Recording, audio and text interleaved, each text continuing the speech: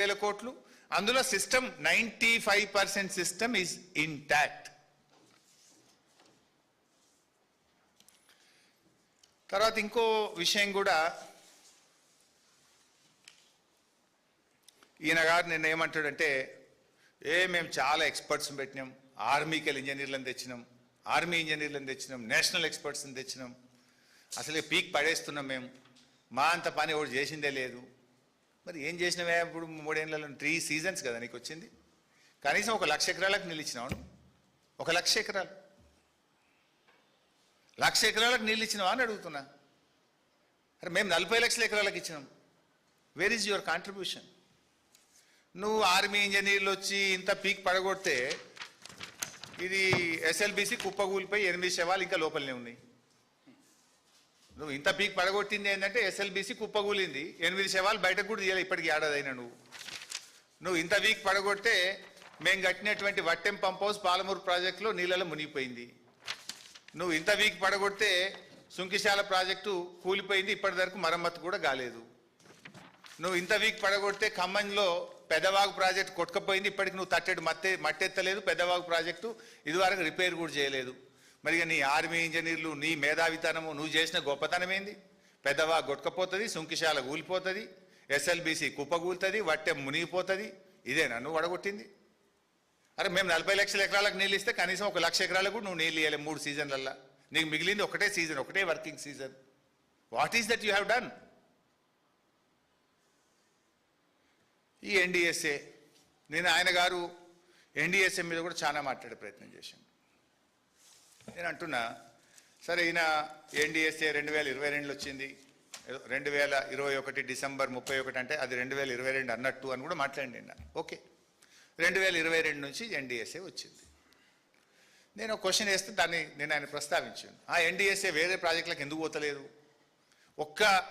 ఈ కాంగ్రెస్ బీజేపీలు కుమ్మక్కై అసెంబ్లీ ఎన్నికల ముందు ప్రిలిమినరీ రిపోర్టు, పార్లమెంట్ ఎన్నికల ముందు మధ్యంతర నివేదిక, మా పార్టీ సిల్వర్ జూబ్లీ చేసుకుంటే తుది నివేదిక, రాజకీయంగా ఎట్లా చేస్తున్నారని మేము చెప్పినాం. ఆయన గారు అట్లేం లేదు, ఎన్డీఎస్ఏ చాలా గొప్పది, అసలు ఎన్డీఎస్ఏ ఇది అది అని మాట్లాడి. ఇక్కడ ఒక పాయింట్ చెప్పాల్సింది ఏంటంటే, అసలు ఎన్డీఎస్ఏ ఏర్పడ్డప్పుడు ఉత్తమ్ కుమార్ రెడ్డి ఎంపీగా ఆ స్టాండింగ్ కమిటీలో ఈయన మెంబర్ ఉత్తమ్ కుమార్ రెడ్డి గారు.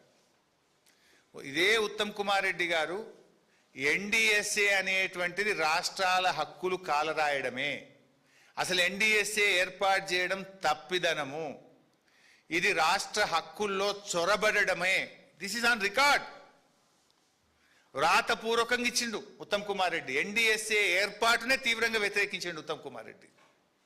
ఇప్పుడు ఆయన గారికి ఎన్డీఎస్ఏ బైబిల్ అట, ఖురాన్ అట, భగవద్గీతనట. ఇన్ఫ్యాక్ట్ దిస్ ఎన్డీఎస్ఏ, సరే నువ్వు అన్న కూడా 2022లోనే వచ్చింది.